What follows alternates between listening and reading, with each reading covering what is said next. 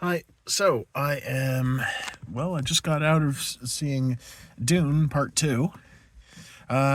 Could be some spoilers in this review. It's going to be one of my quick ones, but yeah, it could have some spoilers in it. Yeah, so. First of all, I really did like the first part of the previous, movie, because the whole story was divided into two parts, as we all know. First movie, a while ago, that only covered the first half of the story. And I must admit, to the fault of my lack of nerd credit, I did try to read the book, but I did only get halfway through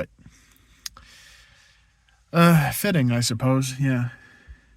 I mean,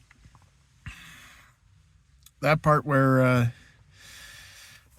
the Atreides house, like, it's all gone to pieces, and Paul and his mother are stranded in the desert with Fremen as their only salvation and such. But I gotta say, it is pretty good.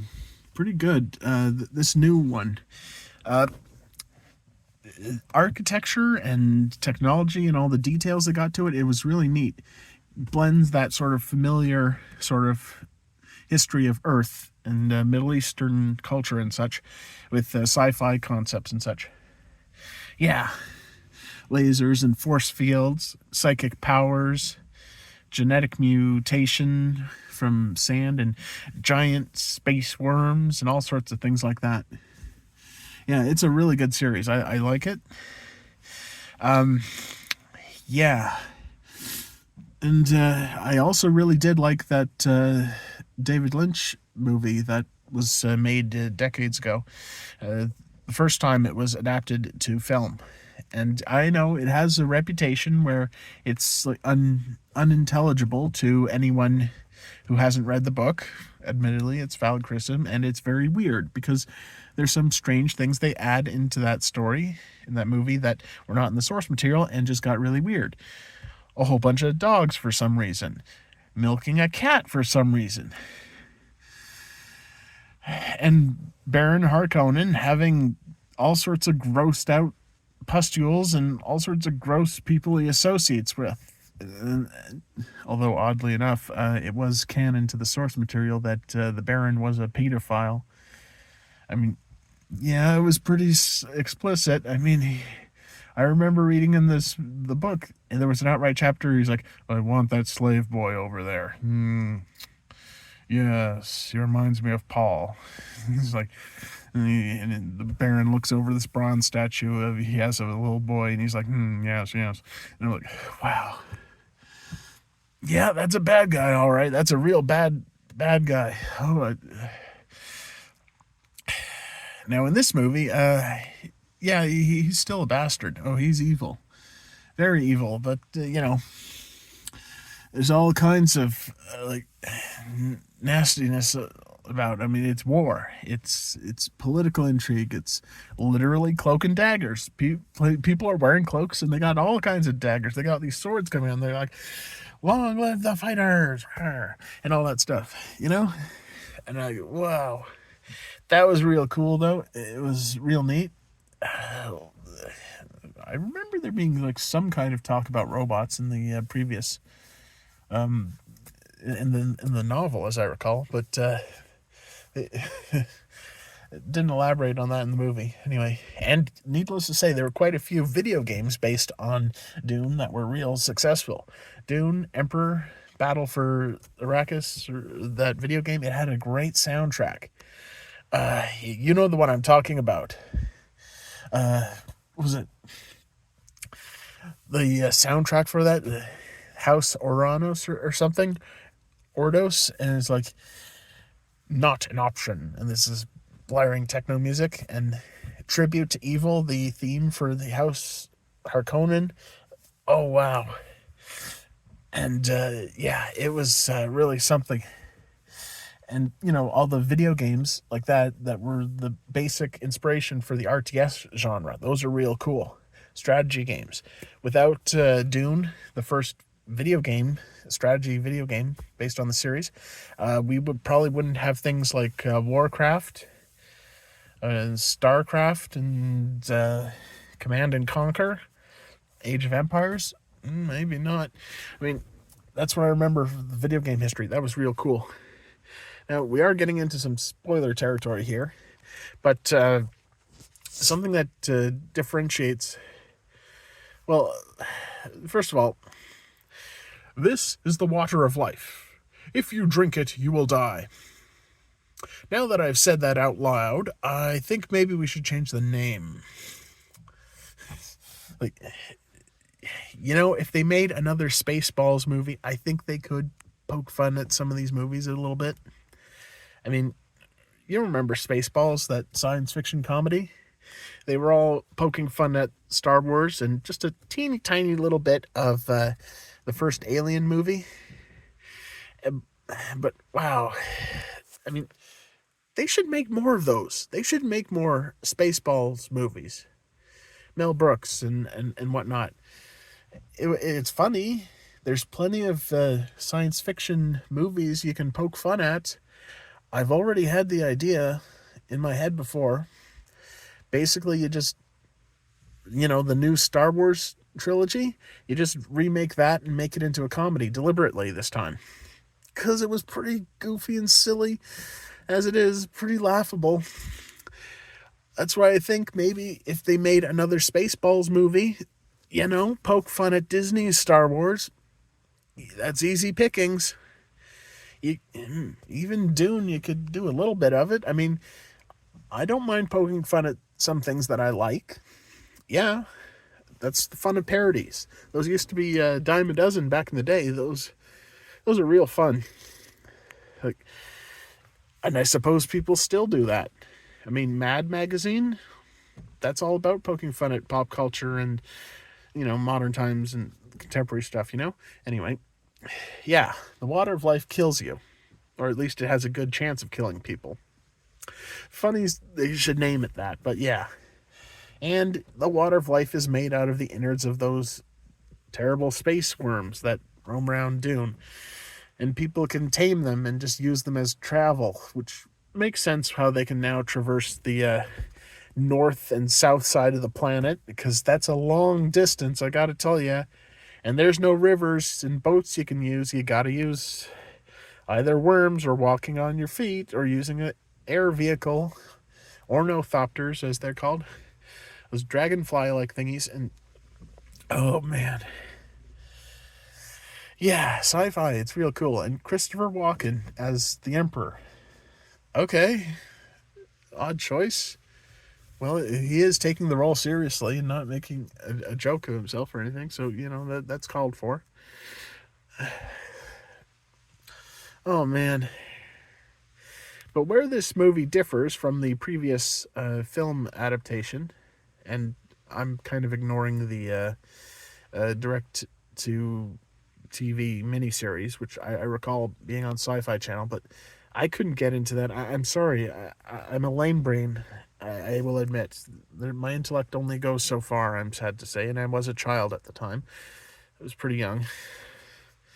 Sorry. I had other things to do. Anyway, yeah.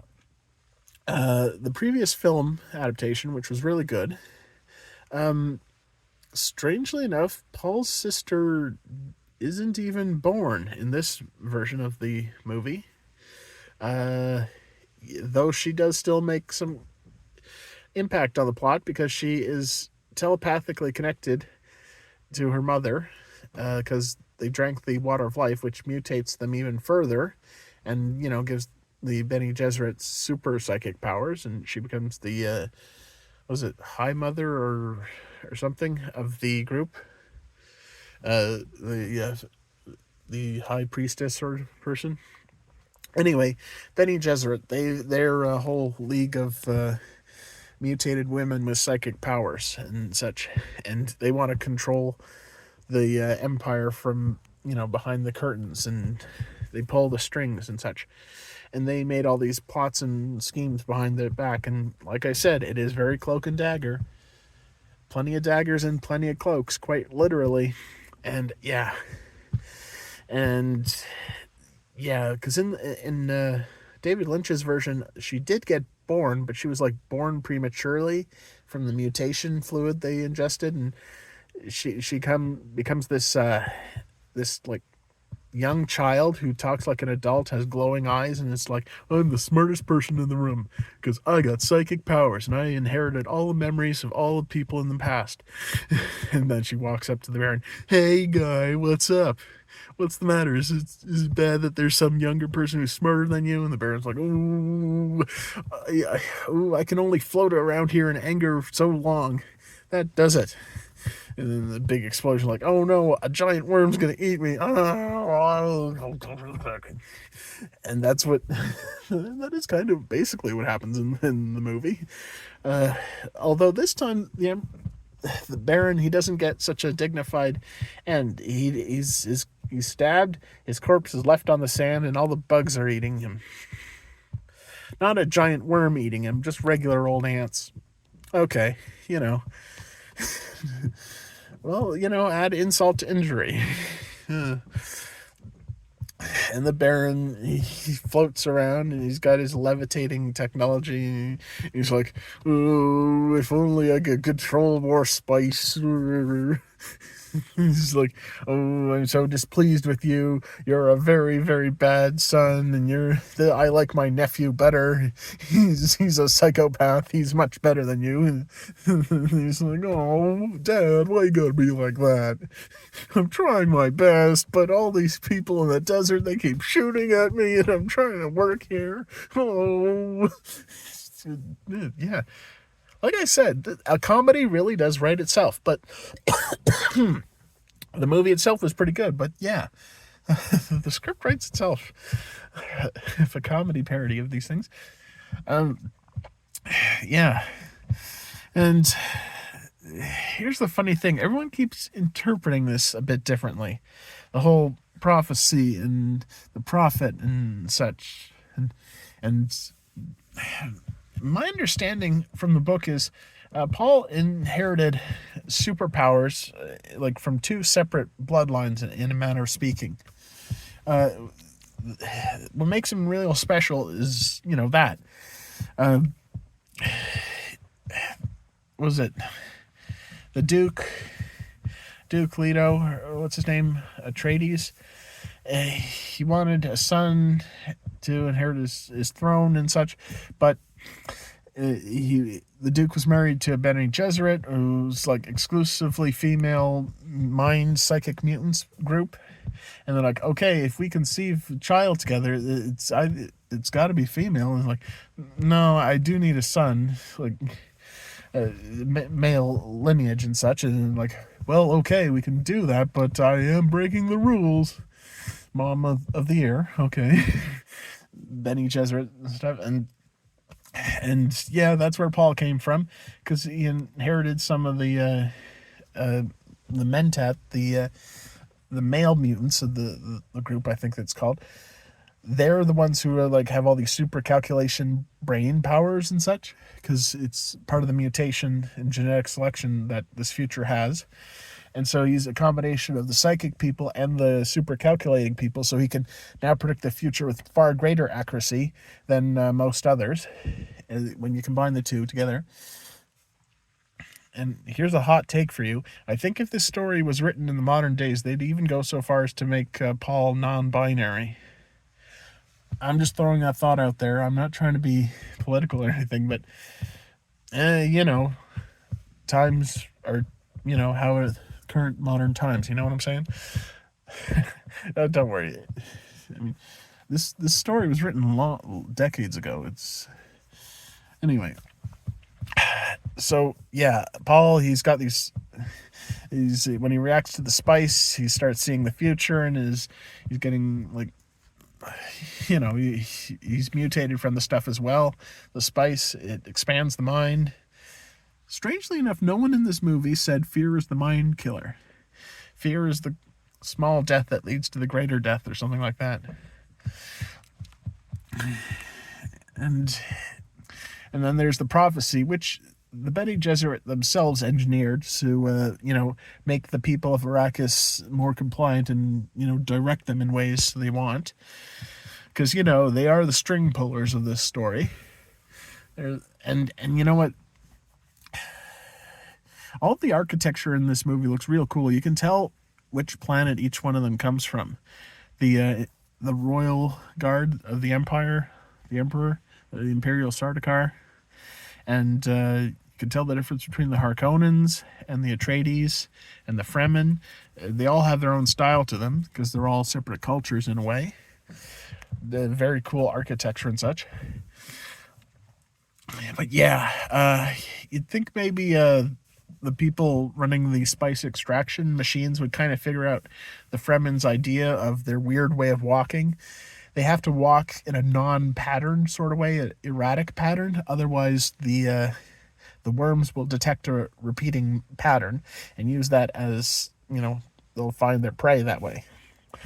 Which is why the Fremen have their cultural ways and such. And also, there is so little water around there, you have to actually extract water out of the corpses of anything you kill in there. You even have to sacrifice your water out to the tribe in the event that you perish. It's their funeral ritual and such. Water. They have to drink lots of water because they live on a desert and it's hard to come by. No crying aloud. You can't give tears to people who are dead. That's no use. No spitting either, unless you really want to show someone that you're loyal to them, which evidently is their culture. Yeah. No vomiting allowed. That's a sign of weakness, and you're probably ill, and you're wasting your fluids. You have to piss into your suit. That's the proper way to do it. You don't want to waste water. No sweating. None of that now. Oh, man. It would really suck to live on that planet, I gotta say. It's like Beavis and Butthead said, this desert sucks. They should build a water fountain. And yeah. So, yeah. To continue on with the more spoilers in this one, Paul, he's reluctant to go doubling down on this whole prophecy business because that means he's gonna have to start leading the Fremen into war and start a big old war, not just on the planet Arrakis, but could spread to the whole empire and, redefine, the New World Order, a revolution to alter society irreversibly. And effectively, he becomes the new empire and the new emperor because he has, defeated the emperor and taken the emperor's daughter as his bride, much to the chagrin of his previous girlfriend. I mean, it is an old thing with politics that some like monarchies and such, that political marriages were very much a political thing just for agreeing to royal lineages and securing peace treaties and such. That is how things used to be. And I would hope that Shani could. Her name is pronounced Cheney, right? For some reason they pronounce it Jani. Yeah, I remember it being Chani, but its pronunciation is so many words.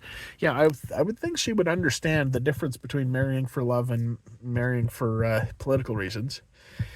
But it looks like she didn't take it very well. She's not very happy. And by the end of the movie, she just sort of walks out of, Paul's new throne room, and she's like, "Oh, I'm just so mad." And the movie actually ends there, where she's about to go ride a worm. Literally, one of the giant worms they ride around. Yeah.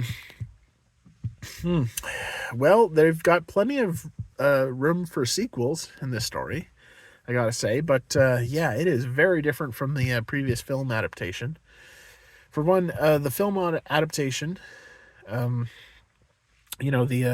David Lynch version, that was like very optimistic and taking it quite literally about Paul being the Messiah, the prophet, the chosen one. He in that movie, he literally did make rain happen on Arrakis. Which it is very much established in this movie, the worms actually die when they're exposed to water. It's toxic to them. So why do worms hunt humans in the first place? I mean, human bodies are filled with water, so they're eating a partially toxic food substance. Why do the worms want to eat people so much? It's kind of a logical thing I can't quite sort out, because they show it in film that if you submerge the worm in water, it's gonna drown real quick and it's gonna die. So you can't bring it to some other planet that's full of water. That's no good. I mean, think about it. Earth, there's only so many biomes where that could work. If you dig too deep into the ground, you'll get into all that moist soil and clay and permafrost and such. That's no good for the worm. Which is why hopefully it couldn't happen on Earth, right? Well, I've heard these rumors about this giant worm of the Gobi Desert, but that's just a myth, I think. Yeah, strange. It couldn't really happen on Earth unless maybe the Arabian Peninsula, maybe. Yeah, but yeah, it's science fiction. So I'm thinking, yeah, in David Lynch's version of the film, he really is a prophet, a messiah figure. He can actually make miracles like rain, which is really good for all those dry people on Arrakis, because they want to they want to live in paradise. They want water. They want safety and comfort and freedom and such. But yeah, there's always some other outsider oppressor coming to get them, like, the Harkonnens. And yeah, that's it. It's a more optimistic outcome in the David Lynch version, because he is kind of bringing peace to Arrakis and prosperity, literally. And I didn't actually get that far in the book, I will admit, but I guess this is closer to it, maybe. And it's also depicted as not exactly in this modern film, it's the whole prophecy thing. It's not such a good thing. It's a kind of a bad thing, because very much it does allude to notions of religious fanaticism and holy wars and jihads and such, which it even is called that, I think, in one of these movies. I'm pretty sure, oddly enough, the one that was closest to the 2000s made for TV miniseries actually did call it a jihad, which kind of topical, being so post 9/11-y right there, which is another thing we got to open up, and another can of worms, oddly enough, we have to open up. Islamophobia and post 9/11 whatnots. This story was written long before any of that. The novels were written decades before that, so I don't know. It certainly wasn't. I mean, it's well, they didn't. I don't think the writer meant anything ill by it. I don't think, and it was willing to be adapted to film, and it wasn't like. I mean, people didn't have that negative feelings about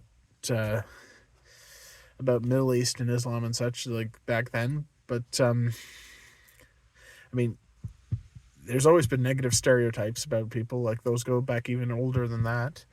But look, it's been decades since then. We've kind of matured since 9/11. We've all sort of kind of matured on an emotional level about things. I want to treat people with respect, and I do. And yeah, you know what? My respect goes out to people with different religions than me, different cultures and such. I can show them respect, absolutely.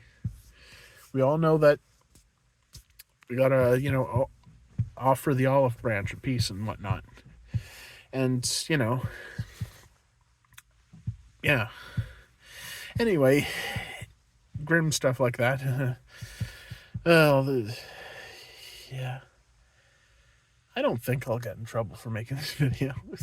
People always complain, demonetize this, demonetize that. Well, you know what? Maybe I'll just start swearing right here. Maybe we'll see if this video gets demonetized. Whoop-de-doo. I don't think I can monetize this video anyway. For some reason, YouTube just doesn't quite get... I thought YouTube sort of keeps moving the goalpost about that. Before they say you need 500 subscribers, then they say I need 1,000 subscribers, and I'm like, at some point, I'm like, who even cares if I get monetized or not? Well, whatever. I just want to say what I gotta say. And what I want to say is, yeah, I think people deserve respect. Every one of us. Yeah. So yeah. Yeah. The movie does get into sort of negative aspects about it. Like they are saying it is pretty bad that he's, choosing to follow along with this plan and like abuse the prophecy and such and use it so that it uses the people to his own ends, which is getting revenge on the Baron for what he did to his family. Understandable, fair enough, I suppose.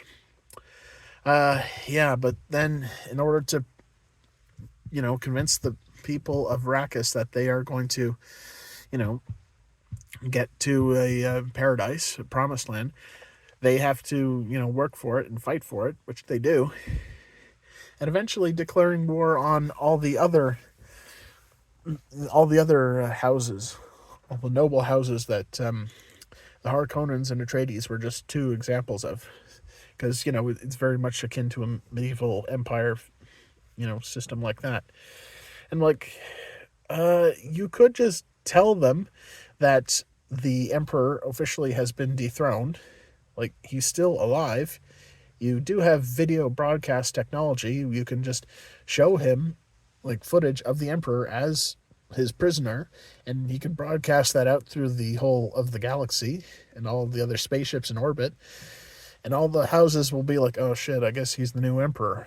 And like, they'll just have to accept it, or they'll have to go to war with the Empire because he's in charge now. I'm like, well, gee, Paul, you're looking like a real supervillain near the end of that story there, because you are declaring war on the Empire, and you've dethroned the Emperor, and you've taken his daughter as your bride, because now you need to have a royal lineage to make it official. And also, I think, maybe I got this wrong, but so the princess already used her Bene Gesserit psychic powers to convince that particularly psychotic Harkonnen that he should, bed with her and seed themselves a new line in the Empire. And I'm like, oh no. Oh, geez, you're right. They did bet on the wrong horse. And all this political conflict and such, like all the cloak and dagger backstabbing such, that's going to be real trouble later on down the line. I think this has already gone very much Game of Thrones on you. Gotta say. And yes, there are sequels to that story. There are sequels to the first Dune book, but general consensus of those books, as I've come to realize, is that they're not very well received. They're kind of critically panned from what I've heard of the community, just as a general consensus.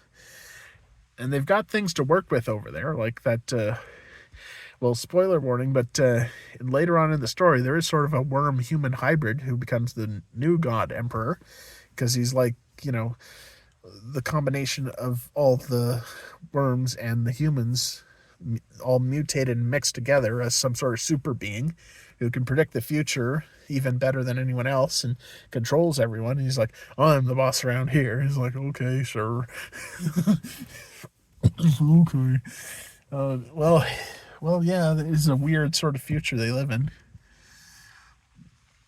And part of the backstory of the whole premise of the Dune world, they sort of like gave up. In this future, they sort of gave up on artificial intelligence and robots and things, because they actually had this war where they went to war with the robots, because the robots were built to do everything better than humans, even war itself. So they went all Skynet, and they're like, they are now capable of cruelty even greater than what humans can imagine. AI generated stuff.